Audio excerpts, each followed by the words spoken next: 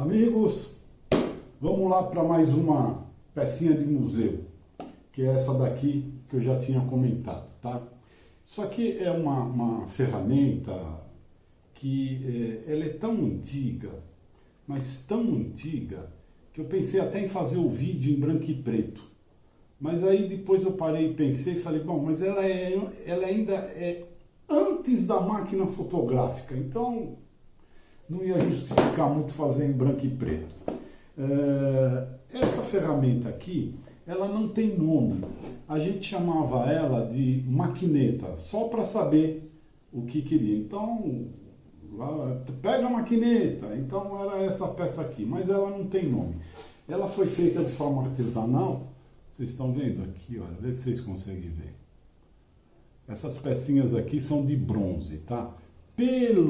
Pelo parafuso, esse aqui, dá para vocês terem ideia da idade dela. Duas cavilhas de madeira que ultrapassa e o dito do parafuso também com outra pecinha aqui de bronze. Aqui e aqui também, tá? Essa maquineta foi feita pelo meu avô, veio da Itália já com ele e era utilizada para fazer encaixe em vigamento de telhado e para a porta, que é o que eu vou mostrar. A utilização dela na porta, para que era. Existia uma outra menor, não no tamanho do comprimento e sim na altura, mais estreita, com chanfro dos dois lados, que esse chanfro aqui tem 45 graus. E tinha o outro chanfro para o lado de cá de 45 graus também, para facilitar. Daí vocês vão entender quando eu mostrar um serviço, porque essa daqui pega de 30 milímetros, a espessura da madeira tinha que ser no mínimo 30 milímetros e no máximo 70 milímetros. Bom, e a outra já não, ela era menor e pegava medidas mais baixas. Quando vocês veem uma porta, então antigamente tinha duas maneiras de se fazer a porta, vamos dizer aquela almofadada, que tinha aquele caixilhozinho no meio, aquele vitrozinho que se abria para ver quem é que estava tocando a campainha ou bateu na porta, depois fechava e tal. É desse tempo aí, essas portas. E eram portas almofadadas, né? Tinha as almofadas e tudo mais. E justamente para se colocar almofada, tinha que ter um canal e era feita uma moldura para dar o acabamento. Ou seja, isso daqui, né? O canal onde entrava a almofada e depois era feita algum tipo de moldura aqui e aqui. Eu fiz aqui uma bem simples, só arredondada, que não importa a moldura que fosse, a finalidade da ferramenta é sempre a mesma. Então, a moldura não influencia na ferramenta. Podia ser a moldura que fosse. E qual era a finalidade? Como fazer para encaixar aqui, né? Então é assim. A madeira já estaria toda marcada.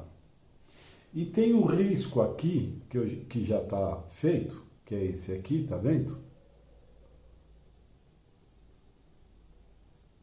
E tudo gira em torno do canal, viu? Essas marcações aqui, tudo gira em torno da fundura do canal. Que nem aqui tem 10 milímetros de fundura e 10 milímetros de largura.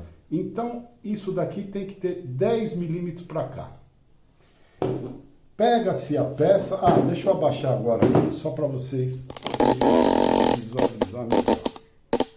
Aí. Então, no caso, como aqui é mais estreito, por isso que tinha outra mais baixa. Bom, mas no caso dessa que é mais estreita, a montagem era feita assim. Você põe aqui. E aí o final aqui, olha, você faz coincidir com o risco da marcação que você fez. Que no caso é aqui. Aperta. E no banco de marceneiro, que infelizmente eu não estou com ele, com o meu ainda montado. Deixa eu trazer mais para cá.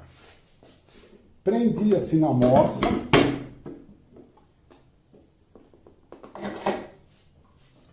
Será que dá? Dá, acho que está dando para vocês visualizar direito aí. Isso. Prendia assim na amostra e com um formãozinho fazia-se o seguinte: coloca-se aqui para fazer isso, tá certo? Só que a gente sempre dava um começo ao contrário, tirando o excesso, e depois no final põe aqui, segura bem firme. Será que tá dando aqui para ver? Deve estar. Segura-se bem firme e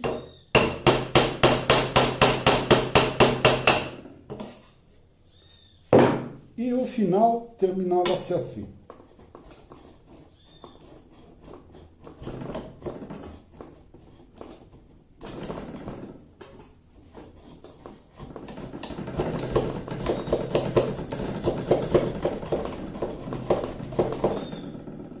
Pronto. Esse aqui já está feito.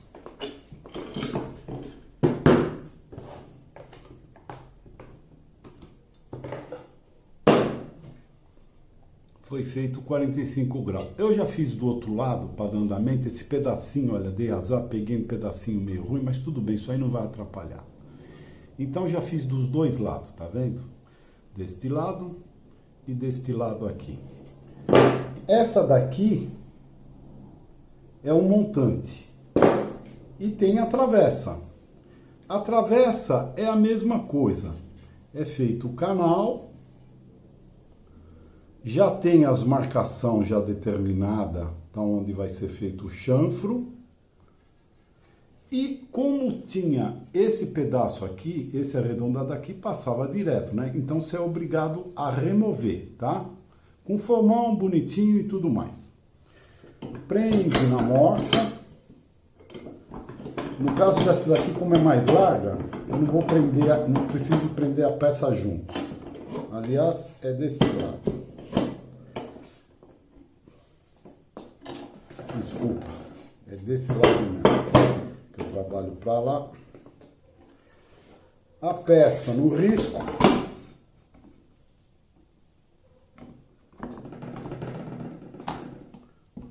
Prende-se. Formou-lhe.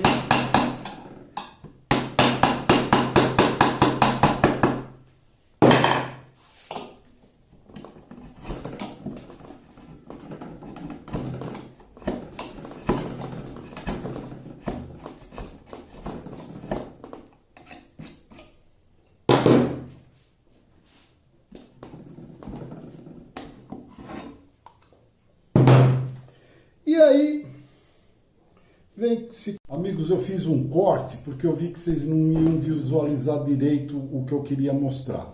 Bom, até aí vocês entenderam, né? O chanfro remove esse material aqui, a mesma coisa aqui, né? E daí faz-se a montagem, que era essa aqui.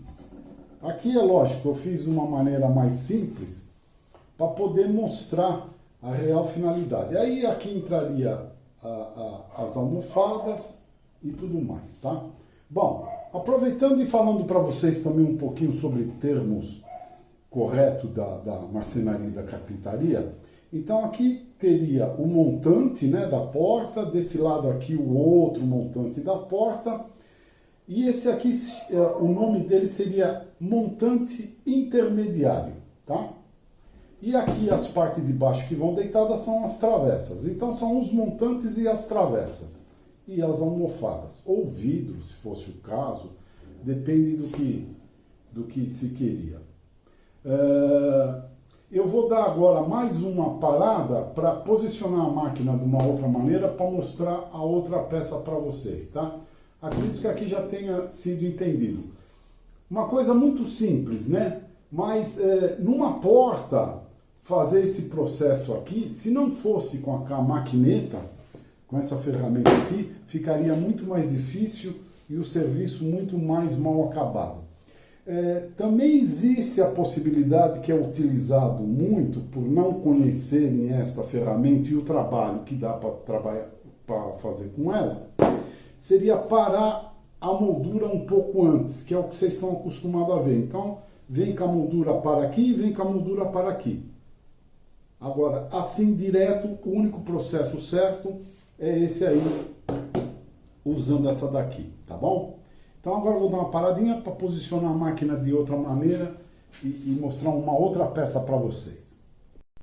Bom, amigos,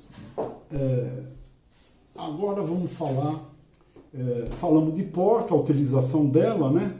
Nas portas, em telhado, conforme algum recorte em 45 graus que precisasse se fazer. E tem também as janelas.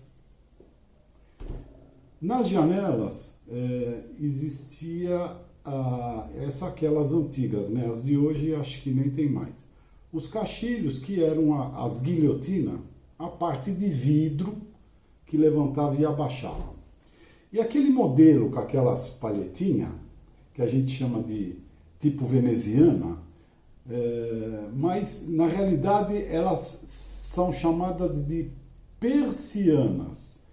Adotaram o nome de veneziana por causa da Itália, né? Então lá na Itália, as janelas que viram lá em Veneza, janela veneziana. Então hoje é tipo veneziana, mas o certo seria persianas.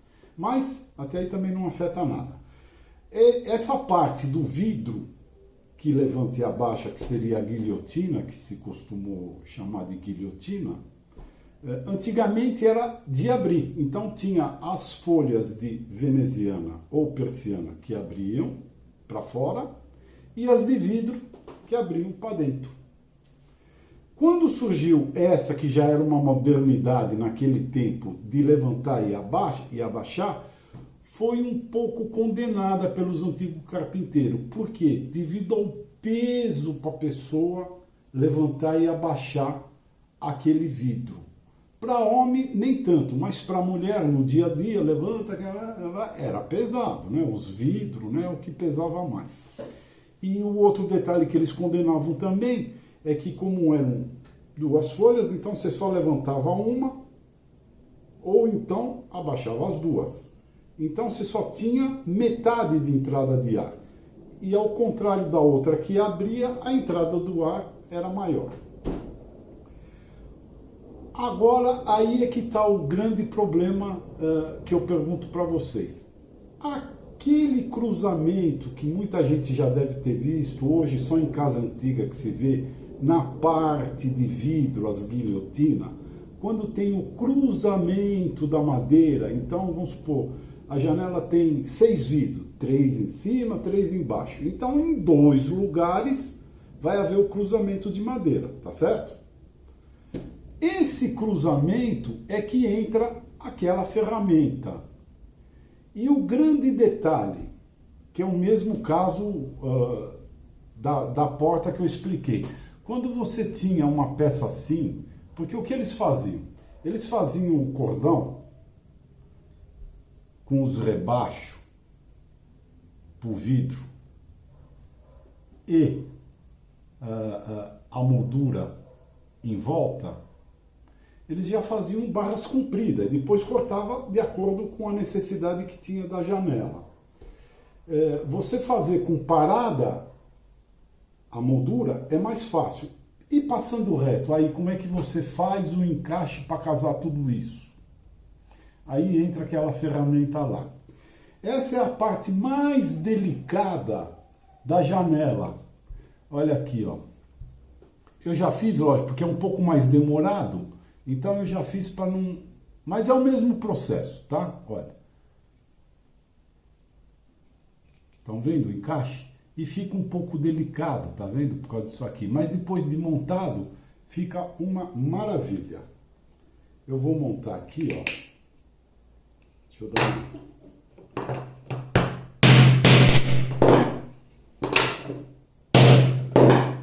Pronto. Tá aqui, ó. Vocês estão vendo? De um lado e do outro. No caso, né, 6 vidros, teria mais uma dessa daqui aqui né? Para fazer os 3 vidros em cima, 3 vidros embaixo, 6. Mais os montantes lateral, a travessa de cima, a travessa de baixo. Tá vendo? E esse encaixe tinha que ser muito bem feito, tá? E ele tinha que ser nesse esquema de precisão, senão não ficaria bom. Desmontando aqui de novo, pronto. Tá aí. Hoje, obviamente, não se faz mais isso. Mas era normal antigamente. E uma outra curiosidade. Naquele tempo, eu estou falando de um tempo que eu já cheguei até a comentar aqui algumas vezes, aonde quando alguém ia construir uma casa, primeiro encomendava a caixilharia. Toda a parte de porta e janelas era encomendado antes de começar a casa, porque era tudo feito sobre medida, não existia padronização de nada. Era o engenheiro ou o arquiteto que projetou a casa é que determinava a altura da porta, uma folha, 2 folhas de entrada, as janelas, a altura e a largura que ele queria. Então, tudo era feito sobre encomenda. Encomendava-se antes para quando a casa tivesse a ponto de receber já a caixilharia, já na oficina já estaria tudo pronto. Agora, uma casa, vamos supor, com 5 janelas, vai. Então, quantas madeirinhas dessas aqui teriam que ter para fazer as janelas? Vamos supor, 5 janelas, se tivesse 2, são 2, quase 20. 20 madeirinha dessa, lógico, maior, né, com 2 encaixes em cada. Então, o trabalho que dava. E qual era o processo que normalmente se usava? Marcava-se no banco com esquadro.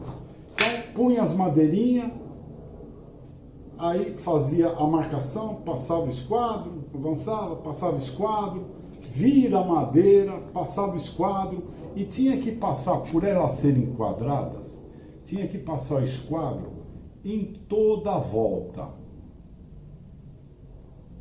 Por quê? Porque na hora de tupiar, aonde você ia fazer o rebaixo, ou aonde você ia fazer a moldura, você escolhia ali na hora na máquina. Aí você pegava a madeira na mão, viu qual lado que estava mais bonito, fazia as molduras, e o mais feio fazia os rebaixos. Como não se sabia aonde, porque na realidade eu precisava ter a marcação só deste lado e deste lado para poder fazer os encaixes, certo? Mas como a gente nunca sabia qual dos lados que ia ter, então utilizava-se do seguinte recurso. Esse aqui. Tá vendo? O que é isso? Vocês podem não acreditar, mas é um esquadro. Um esquadro que ninguém conhece. Isso aqui é novidade. E é muito antigo também. É ao mesmo tempo que se fazia aquilo, né? E qual era o procedimento? Pegava-se a vara que já estava cortada no tamanho da largura da janela que fosse necessário, colocava-se aqui dentro e você tinha facilidade de marcar os 4 lados numa única vez. Não precisava estar... Tá vendo? Então, esse aqui é um esquadro que ninguém conhecia, mas era um esquadro, tá? Bom, amigos, pecinha difícil essa aqui, viu? Pecinha difícil e enjoada, tive que fazer muito cansativo, viu? Cansativo. É que depois você adquire prática, vai ficando fácil, mas é terrível. E no começo erra-se muito. Aí também é outro problema terrível. A vantagem naquele tempo era que ninguém invernizava as janelas ou as portas. Então, um pequeno defeito aqui ou acolá, com uma massinha dava uma disfarçada, uma lixadinha e tudo bem. Depois que pintava, sumia. Bom, aí vocês vão vendo qual era o trabalho que tinha o carpinteiro antigamente. E o marceneiro também, porque algumas portinhas que eram feitas com vidro, também utilizava-se o mesmo processo e tudo mais. Mas tudo à mão. sem máquina, tá? Como vocês viram aí, essa ferramenta aqui só trabalha mesmo com o formão. E tinha que ser o formão largo, viu? Não podia ser formão estreito, não. Tinha que ser no mínimo dessa largura aqui, ou até mais, para facilitar. Bom, amigos, eu espero que vocês tenham gostado, porque é uma ferramenta que eu já procurei muito, que nem eu já disse, e nunca consegui encontrar ninguém que demonstrasse essa ferramenta. E é óbvio que hoje em dia também nunca ninguém vai usar, tá? Se vocês tiverem mais alguma dúvida e eu puder esclarecer, por favor, fiquem à vontade. Espero que vocês tenham gostado. É mais uma parte da história da marcenaria e da carpintaria antiga, tá? Amigos, um abraço, viu?